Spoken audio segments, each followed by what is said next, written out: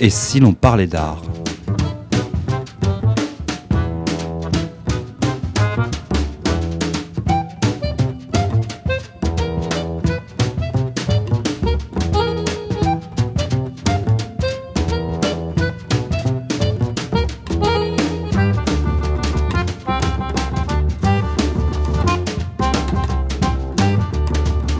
Si l'on parlait d'art en compagnie d'un artiste, Xavier Bolo, bonsoir.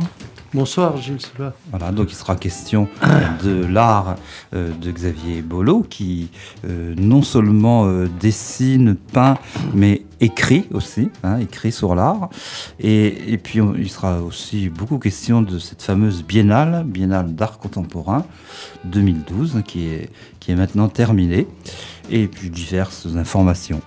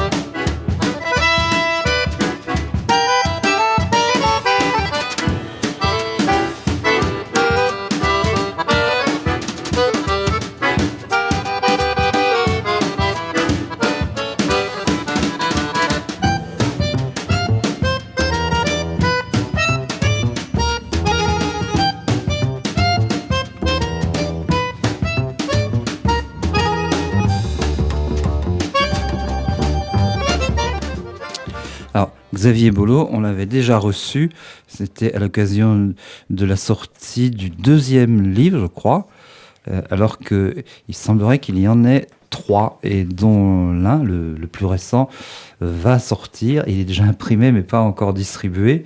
Et donc, alors je crois que c'était à l'occasion de la sortie de La Lumière Neutre. Oui, on s'était vu à cette occasion-là, oui. Voilà. Mais il y avait déjà eu... Alors c'est vous qui allez nous dire le titre, voilà, je vais le dire, Dessiné en perspective réelle, et le dernier volet de ce triptyque, je ne sais pas s'il s'agit d'un triptyque. Il va s'intituler Comment représenter l'action.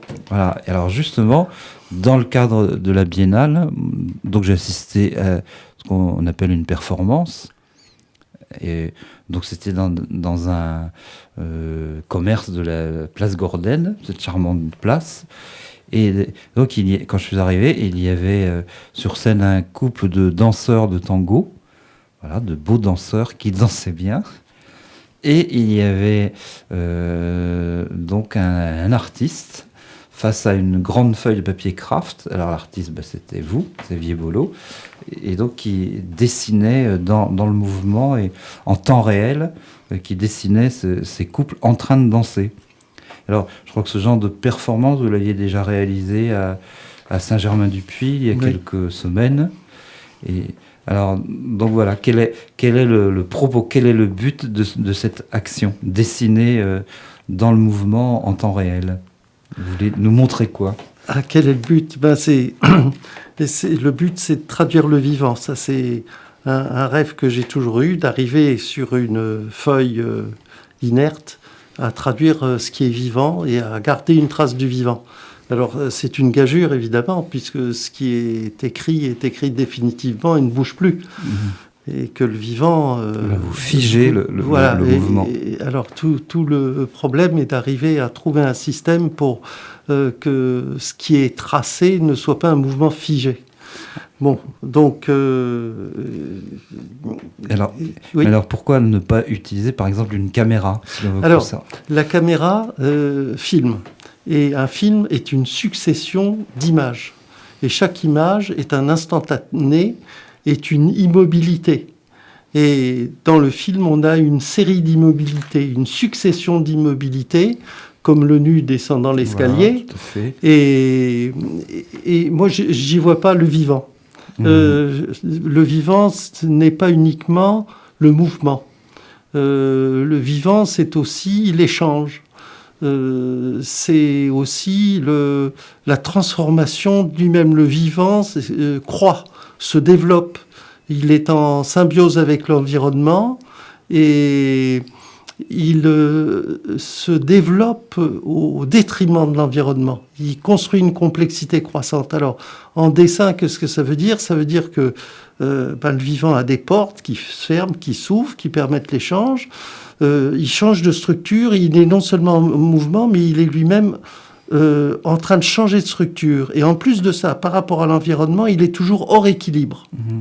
Alors que dans un film, ou dans les dessins, plus exactement, je pense aux danseuses de Degas, Oui. elles sont dans des poses statiques. Elles sont dans une immobilité.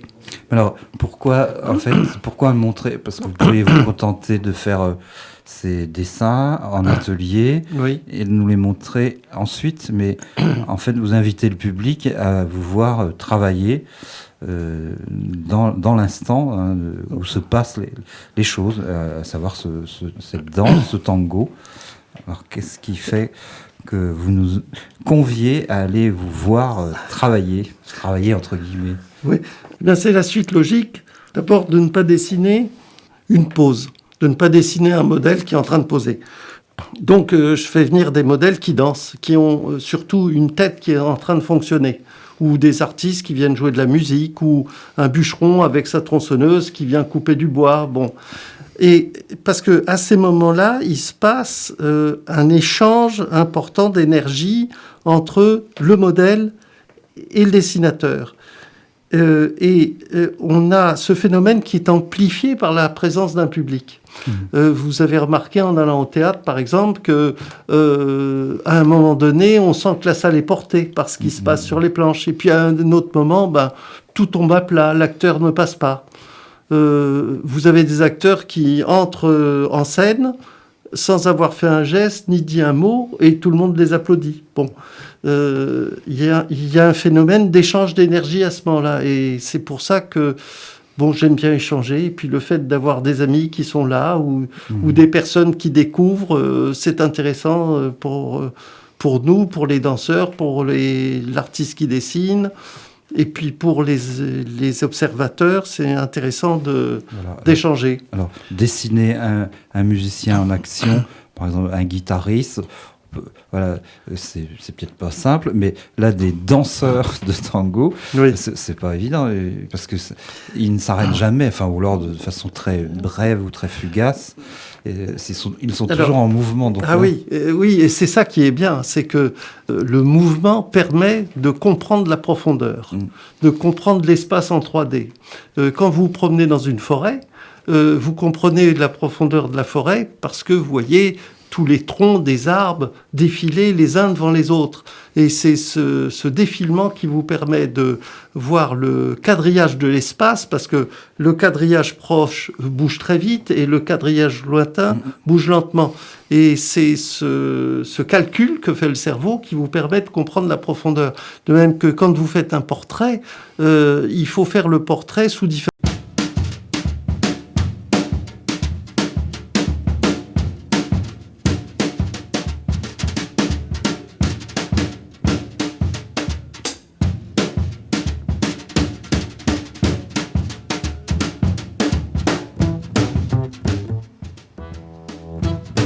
Et si l'on parlait d'art?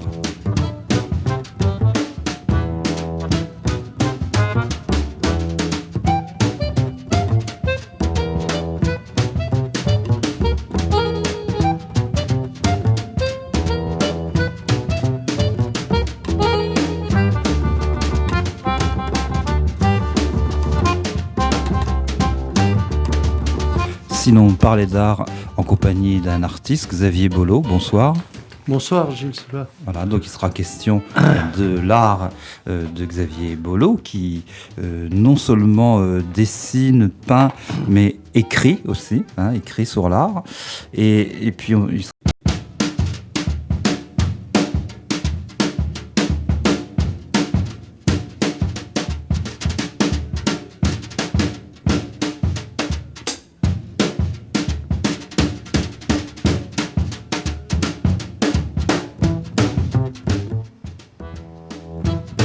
Et si l'on parlait d'art?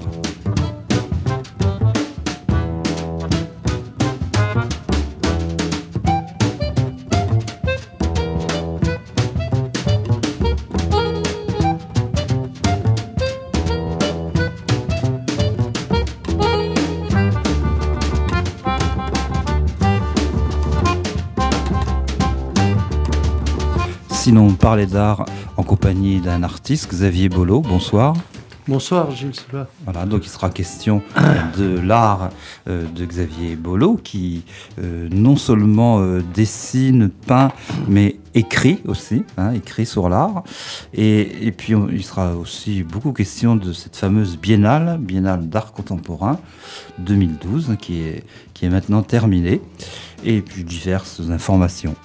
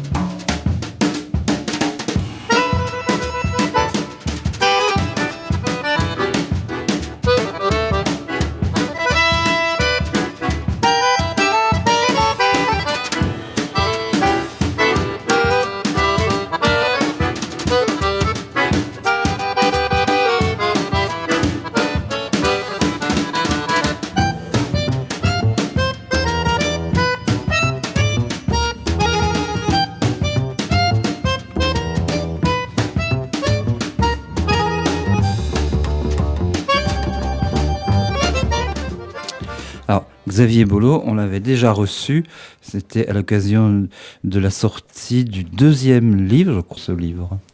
Vous nous expliquez comment saisir l'action ou pourquoi, quand on dessine, quand on fait de l'art. Bon, d'abord, tout ce qui est vivant est en action. Bon. Alors, si on s'intéresse au vivant et qu'on veut dessiner ou peindre le vivant, il faut se poser la question de savoir ce qu'est le vivant et ce qu'est l'action. L'action, c'est l'activité du vivant. Bon. Et donc, à la fin de la lumière neutre, justement, je me disais, je constatais qu'il y avait un échange d'énergie très important entre le modèle et puis le dessinateur. Et j'ai voulu aller plus loin, comprendre quelle était la nature et le processus de cet échange d'énergie, afin de mieux l'utiliser quand on dessine, pour saisir une danseuse. Bon. Alors, il y a d'abord une chose qu'il faut bien avoir à l'esprit, c'est que vous avez 3 réalités qui sont une constatation de base, qui ont été étudiées depuis longtemps par les philosophes. Bon, vous avez la réalité perçue, la réalité physique et la réalité représentée. Ce sont 3 réalités. Il n'y a pas de vérité, mais il y a des réalités sur la Terre. Et c'est pour ça que quand vous allez à la cathédrale de Bourges, vous voyez des piliers qui sont courbes et divergents vers le haut, comme on l'a déjà évoqué dans une émission précédente. D'ailleurs, je viens de visiter, puisqu'on parle de la cathédrale de Reims, où l'on observe aussi le même phénomène. Oui. Donc ce sont on le doit aux architectes, aux concepteurs de ces cathédrales. Voilà, mais ça nous éclaire, ça nous donne déjà une notion de cette réalité. Et alors moi je dirais, elle dépend vraiment de chaque individu, puisque tout le monde ne perçoit pas cette réalité de la même façon. Tout à fait. Alors je m'excuse, je vous ai coupé. Pas du tout. Et vous avez raison, ça se voit à Reims, ça se voit aussi dans les rues de San Francisco, ça se voit partout. Ça se voit à Athènes, Parthénon. Athènes, voilà. Et je vous remercie d'évoquer Athènes, parce que les architectes construisent bien des piliers ou des murs droits avec un fil à plomb, ça c'est la réalité physique. Mais ce qu'il y a de tout à fait remarquable, c'est que nous ne percevons pas cette réalité physique, nous percevons la réalité perçue. Et cette réalité perçue, ce sont des courbes. Bon. Et ces courbes que vous percevez, là, je parle de Bourges parce que vous êtes sur place, vous pouvez y aller et vous restez scotché sur place, immobilisé en constatant cela, vous voyez que les piliers sont courbes et divergents vers le haut. Et c'est exactement le contraire de ce qu'on nous a appris en dessin, puisqu'en dessin, on nous apprenait à tirer des droites convergentes vers le haut. Donc vous avez... Et là, vous êtes à ce moment-là dans la réalité représentée. Le monde tel qu'on se le représente dans une bonne société, ce sont des piliers dessinés droits et convergents vers le haut. Parce qu'il ne peut y avoir qu'une vérité. Dans la société qu'on a connue depuis le Moyen-Âge, il n'y avait qu'une vérité. Et si les piliers étaient construits droits, on devait les voir droits et on devait les représenter droits. Voilà. Bon, mais en fait, je crois qu'il y a une théorie en mathématiques, c'est celle de Lobachevsky, si je ne me trompe pas, où, puisque la géométrie euclidienne, on dit que toutes les droites vont se couper à l'infini. Oui. Et puis on ne peut faire, par un point après hors d'une droite, on ne peut faire passer qu'une parallèle et une seule. Oui. Mais le Lobachevsky a pris le contre-pied. Oui. Et pour lui, dans l'espace, les droites parallèles peuvent se couper. Et alors, alors je ne sais pas si au Moyen-Âge ou si les Grecs s'occupaient de ça. Alors les Grecs avaient déjà... Je me souviens de ma fille un jour, qui est prof de philosophie, qui me disait « Mais papa, les Grecs ont déjà tout dit. » Je lui ai dit « Ben oui. » Et Euclide, dans son traité d'optique, a bien dit « De droite parallèle ne se rencontrent jamais ». Mais il a dit aussi, à la 10e proposition, « Si j'observe des droites parallèles dans l'espace, elles semblent se rejoindre aux extrémités. Elles semblent. » Donc il a fait la différence entre un concept de droite parallèle, qui ne se rejoignent jamais, et la perception de droite parallèle qui semble se rejoindre aux extrémités. Donc voilà, il y avait déjà cette différence. Et puis Platon avait parlé des prisonniers dans la caverne.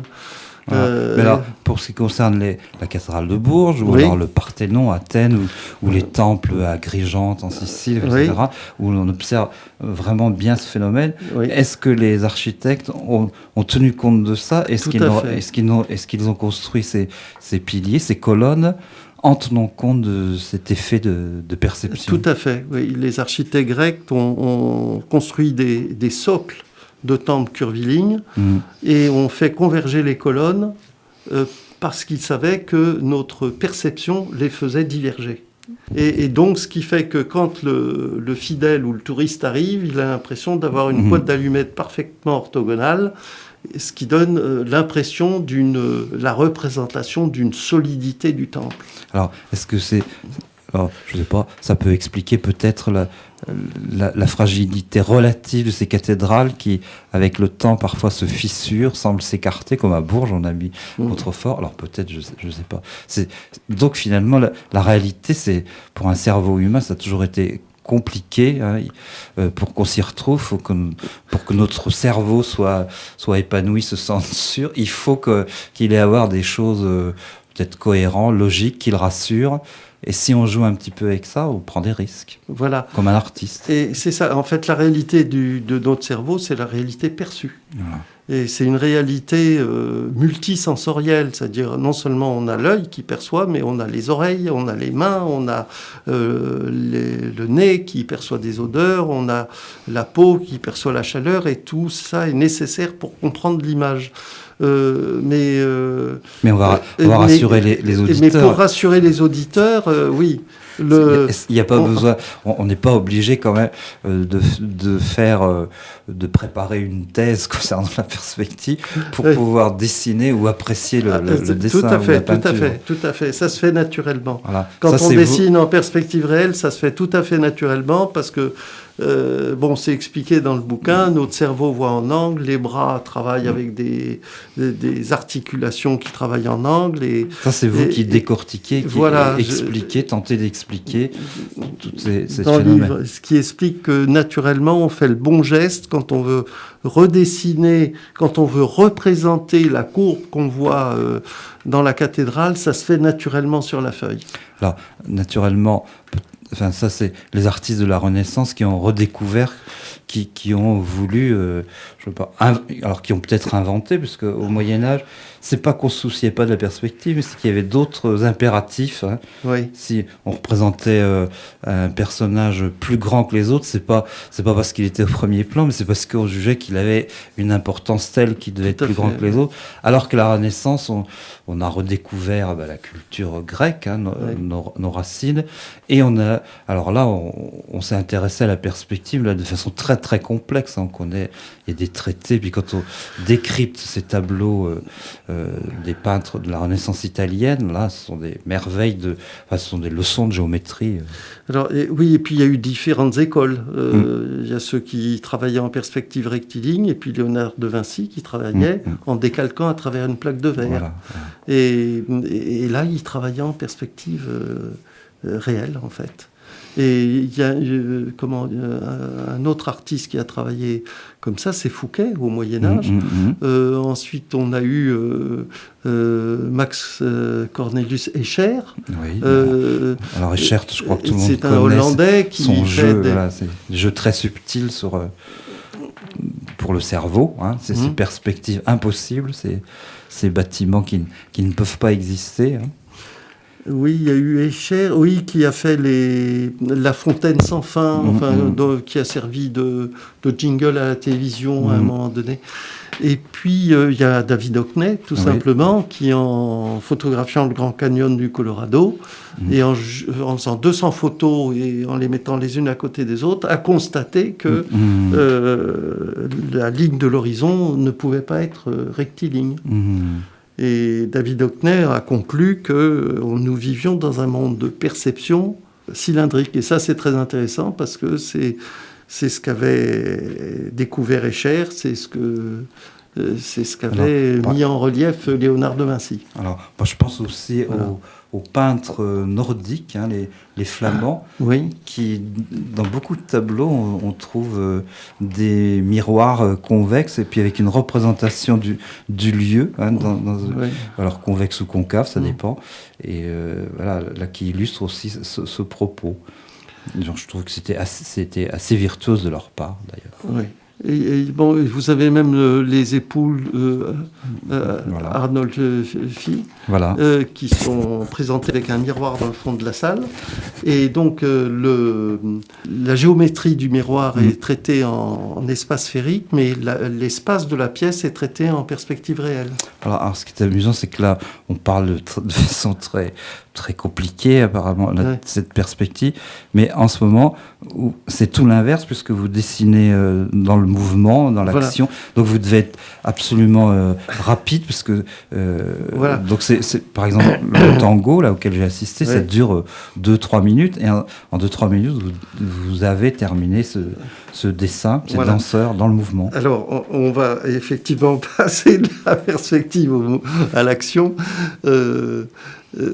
La perspective, c'est à savoir où mettre le trait. Une fois qu'on sait où mettre le trait, qu'on en a pris l'habitude, on fait comme le menuisier qui sait enfoncer un clou sans savoir pourquoi il tape de cette façon sur le clou pour que le clou ne se plie pas et rentre bien. Bon.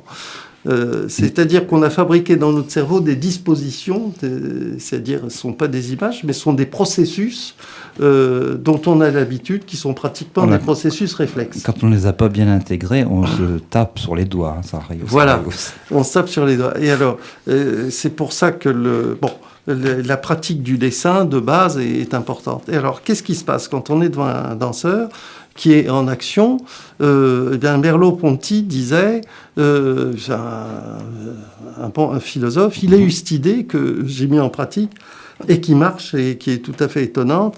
Dit, vous avez un danseur, vous saisissez au hasard ce qui vous tombe sous les yeux, et puis vous prenez le bras à l'instant T, le bras droit à l'instant T plus 2, la jambe gauche à l'instant T plus 3, la jambe droite à l'instant T plus 4, le buste à l'instant T plus 5, et puis, avec surprise, vous faites ça. Ça fonctionne. Et le lendemain, vous regardez votre feuille, vous avez le danseur en train de danser devant vous, parce que le cerveau a reconstitué la séquence. À réimaginer. Et c'est pour ça qu'il ne faut pas fermer les traits et laisser des portes aux traits. Il faut laisser de la porosité au vivant qui a besoin d'échanger, parce que ça permet au spectateur qui regarde l'image de compléter tout seul. Si le trait est fermé, on ne laisse pas de liberté. Et à ce moment-là, le vivant n'est pas le vivant du spectateur, c'est le vivant du peintre. Mais ce n'est pas le vivant du spectateur.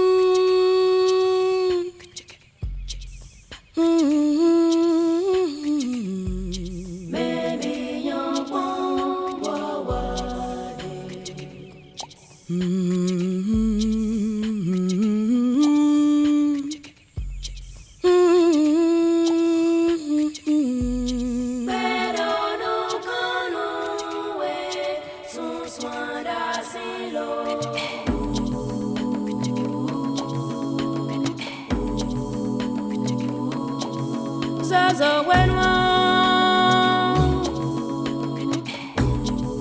baby yankon wawale, baby yankon wawale. No tame o, kaloni, wevile no nyori, awaji je kono kiko, tatwe do.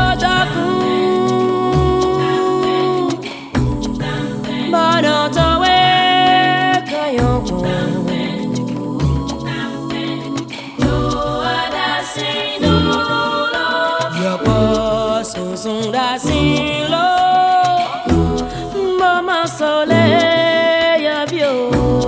Pero no conoué son soin d'asilo.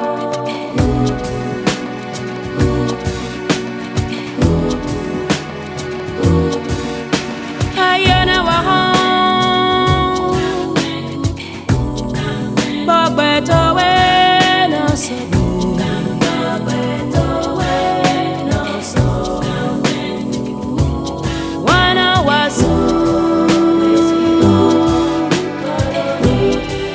Bonani, wiresuno.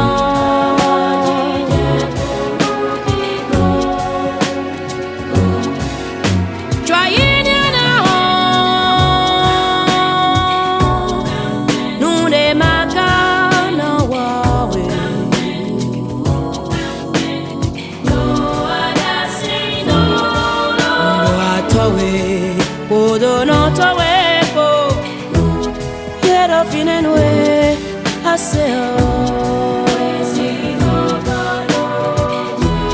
Yero finenwe aseo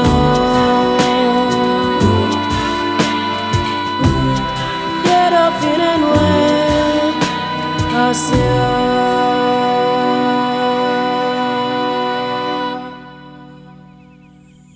Toujours en compagnie de Xavier Bolo. Et je sais que Xavier Bolo a visité la Biennale d'art contemporain de Bourges, comme moi. Alors, on aurait dû recevoir aussi ce soir Louis Jourdan et Jean Pros. Alors, pour différentes raisons, ils n'ont pu venir. Louis Jourdan, parce que je crois qu'il est à Tours en ce moment, il avait des obligations. Jean Pros, alors, qu'on connaît bien, puisqu'il organisait au Cézanne beaucoup d'expositions. Je sais pas, Xavier Bolo peut-être non, enfin voilà. Et ce que je savais moi, c'est que lui-même bien faisait de l'art et notamment du pastel. Et on peut les voir actuellement. Et je pense que normalement c'était prévu jusqu'au 23 novembre, mais je crois que l'exposition va être largement prolongée. Et c'est dans un endroit qu'on connaît peut-être peu à Bourges. Qu'on appelle Technopole Art, et donc c'est rue Maurice Roy à Bourges, dans le quartier Laïtol, dans le centre d'affaires Laïtol, et c'est à côté de l'IMEP, à côté de l'IUFM, Institut de formation des maîtres.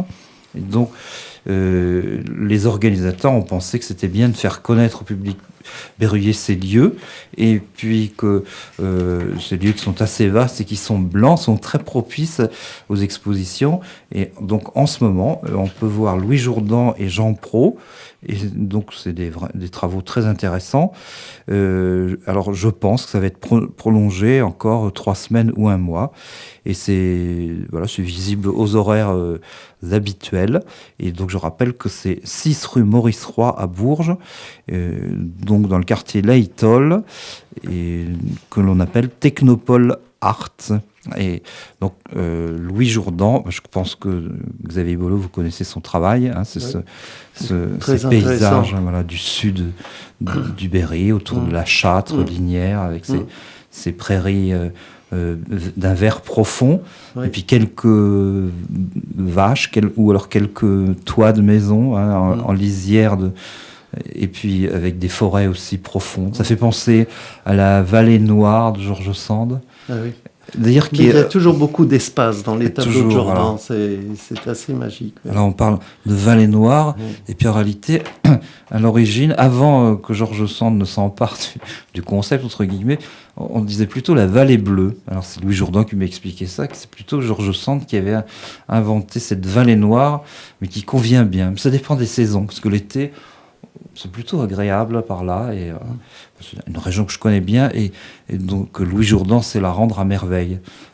Et quant à Jean Prat, alors on peut, c'est un peu plus abstrait, mais on est encore dans le paysage. Alors il y a une maîtrise du pastel, avec l'utilisation de couleurs, alors qui contrastent avec celles de Louis Jourdan, hein, qui sont plus, je dirais plus douces, hein, alors que parfois, Jean Prat, on a des rouges qui éclatent au milieu de verts, et on est aussi dans une espèce de paysage venteux. Donc les deux travaux méritent d'être vus. Voilà. Je vous invite à aller dans ce lieu qui est nouveau à Bourges. Alors, la biennale, donc le reproche qu'on peut faire à cette biennale, c'est qu'il y a trop de choses, trop d'œuvres en peu de temps, hein, et on ne peut pas tout faire. Ou alors si on prétend faire tout, à la fin on se souvient de rien, on mélange tout. Et alors voilà, que choisir? Faut-il aller voir le in et tout le in et pas le off, ou faut-il aller voir le off et pas le in, ou alors un petit peu de tout? De toute façon, le jeu des biennales, c'est comme ça. On a toujours l'impression qu'on n'a pas tout vu. Alors, c'est un peu coupable de ne pas avoir vu tel artiste qu'on nous recommande par ailleurs. Et c'est le jeu. Hein. On fait comme on peut. On peut se dire que la biennale, c'est pour les oisifs et les retraités, ceux qui ont le temps. Et alors, moi, j'ai pas mal de temps, mais je n'ai pas réussi à tout voir. Alors, j'ai dû voir tout le in et un peu du off. Alors, je m'excuse auprès des artistes que je ne suis pas allé visiter. Enfin, ils existent sans moi, il n'y a pas de problème. Alors, est-ce qu'il y a une exposition? Est-ce qu'il y a un moment que Xavier Bollot, vous avez trouvé intéressant dans cette biennale? Un lieu, un moment, un artiste, une œuvre, comme ça, au débeauté. Au débeauté, moi, ce que j'ai compliqué. préféré, c'est ce qu'a fait Nicolas Hérubel, parce qu'il a de l'humour. Voilà. Il a de l'humour, il a un fond d'inquiétude qui est peut-être le ressort de l'imagination et de la création, mais cette création surgit avec toujours un côté humoristique. Voilà. Alors, donc on va rappeler qui permet d'échanger. Nicolas Hérubel, c'est pas dans le in, c'est plutôt dans le off, mais oui. Jusqu'au 24 novembre, et c'est à la galerie Artension. Oui. Donc, Monsieur Chang est vraiment très sympathique, qui est le galeriste.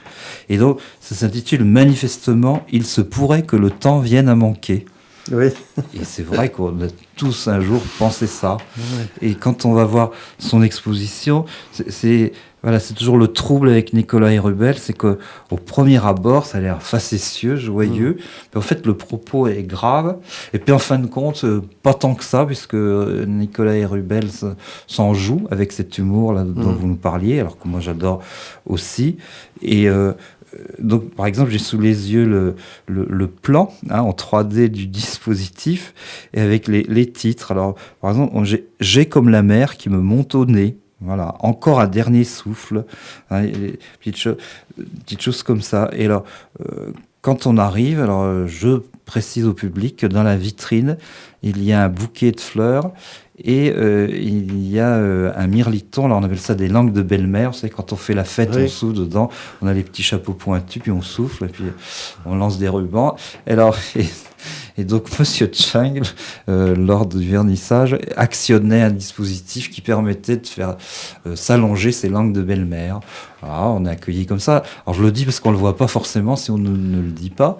Et puis ensuite, il y a des choses très amusantes, comme cette table à repasser sur laquelle est installé une carte, mais en relief, en plastique, comme on trouvait autrefois dans les écoles, ou peut-être encore maintenant, qui est découpée donc au format de la planche à repasser. Il y a le fer à côté, et on comprend bien qu'on pourrait s'emparer du fer à repasser et aplanir tout ce relief, alors tout ce vécu, toute cette vie, et puis c'est un petit peu ce qui se passe, le temps aplanit tout.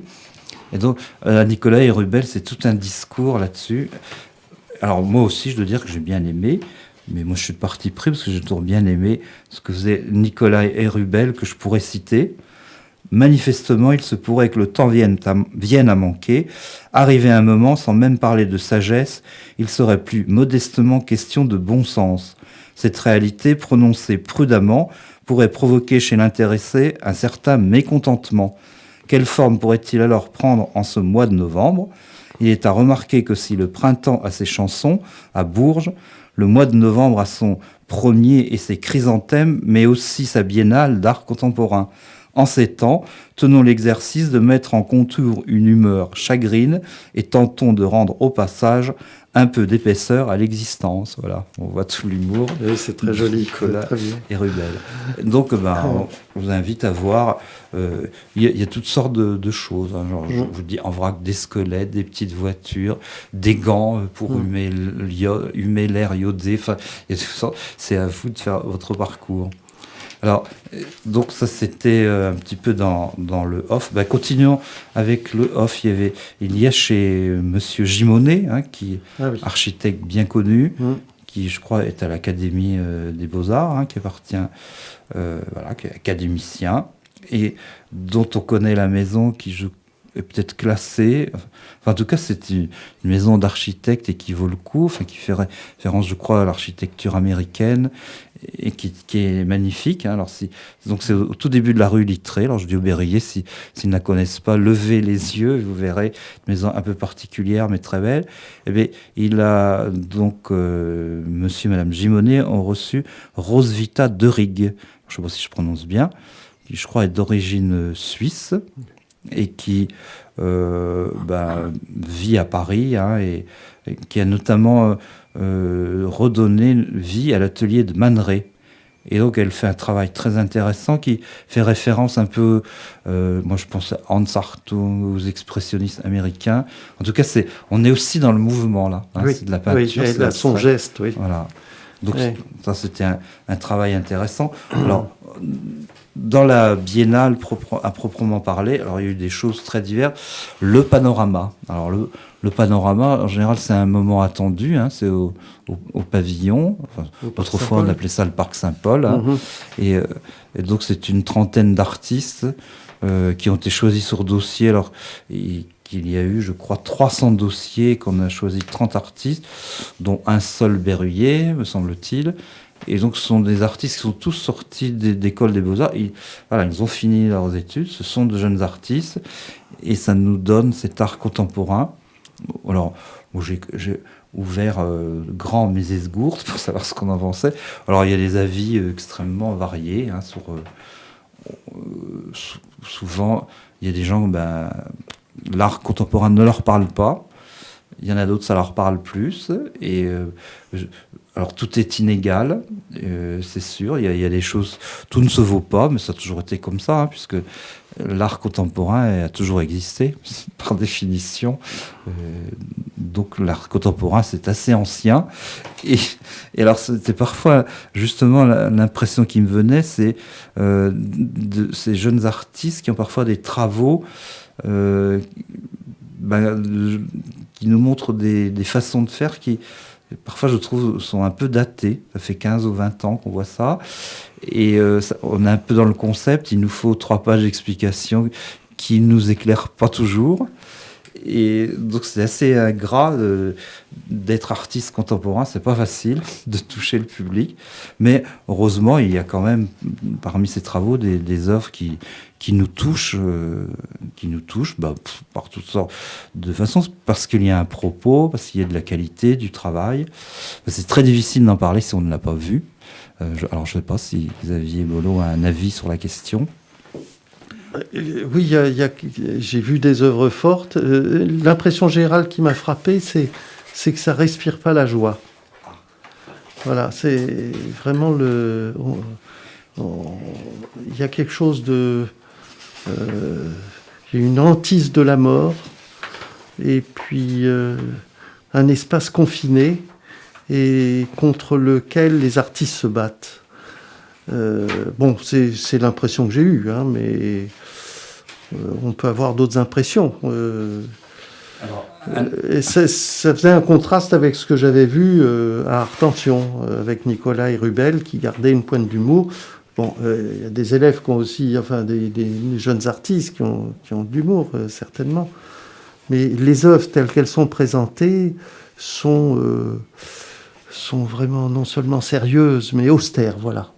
Alors, donc c'est peut-être ce fait que l'espace là du pavillon soit quadrillé par ces petites alcôves qui semblent être tous de la même superficie, Oui. De lin tissé agrafé sur des tasseaux. Là, c'est peut-être cette présentation qui fait que on a l'impression que tous les travaux sont un peu formatés, que le même volume. Oui. Alors là, bon, c'est une contrainte qui peut-être n'a pas dû plaire à tous les artistes, qui peut donner cette impression. Alors c'est vrai que le thème de la mort, alors moi, mais je ne retrouve pas son nom, mais j'ai bien aimé, il y a un travail qui m'a paru pointu et cohérent, c'était ces êtres sans tête. Ah oui.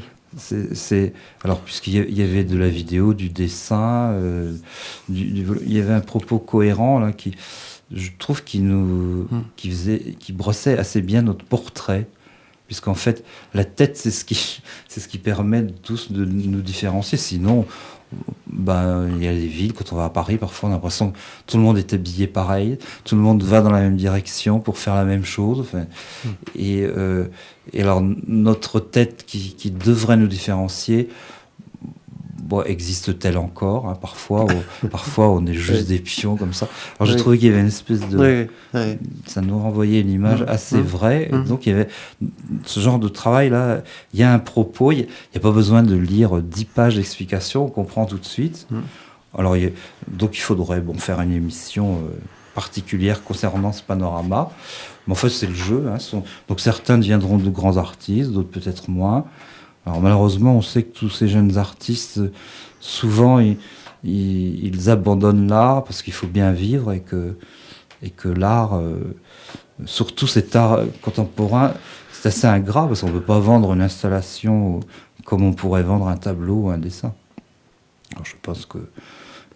hors antenne, on disait que par exemple les étudiants des Beaux-Arts, ils avaient peut-être maintenant 5 ans, hein, un master Beaux-Arts, mais c'est pas pour autant qu'ils s'installaient comme artistes. Souvent, ils faisaient autre chose et c'est bien dommage.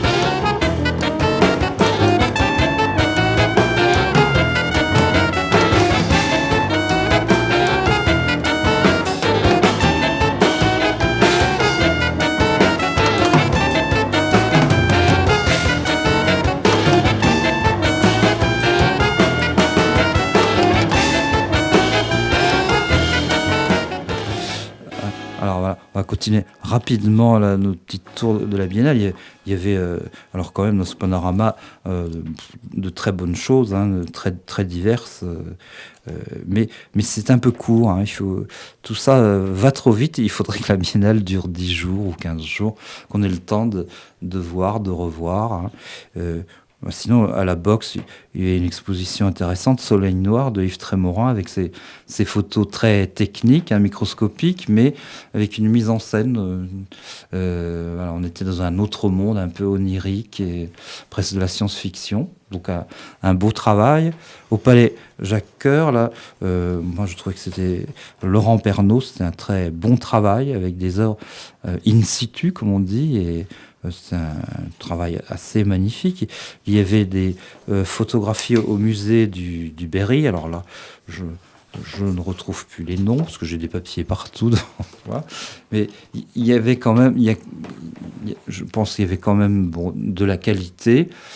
Le problème, c'est ça, c'est que si on consacrait beaucoup de temps à une exposition, on n'avait pas le temps d'aller voir les autres. Alors, je sais pas. Il faudrait peut-être trouver une solution, faire ça sur 2 ou 3 week-ends. Et c'est peut-être très coûteux, je sais pas, je suis pas organisateur, enfin, c'est certainement très compliqué.